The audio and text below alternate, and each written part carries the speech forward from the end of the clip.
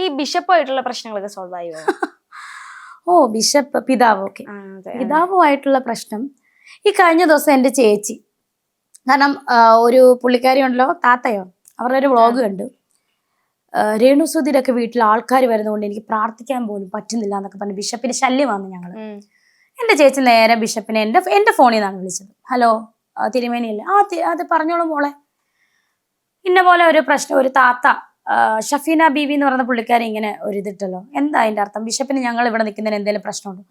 മോളെ ഒരു പ്രശ്നമില്ല, ഞാൻ ഒരിക്കലും ഒരു വ്ളോഗേഴ്സിനോട് അങ്ങനെ പറഞ്ഞിട്ടേ ഇല്ല.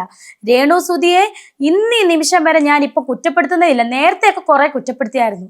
അപ്പൊ ഇപ്പോഴും ഓരോ വ്ളോഗർമാർ എന്നോട് ചോദിക്കാറുണ്ട്, രേണുസുധിയെ കുറ്റം പറയാൻ ഫാദർ വരുമോ? അപ്പൊ ഞാൻ പറഞ്ഞു, ഞാൻ ഇനി ഒരു ഇതിനുമില്ല എന്നാണ് അദ്ദേഹം, ആ പിതാവ് എൻ്റെ ചേച്ചിയോട് ഫോണിൽ സംസാരിച്ചത്.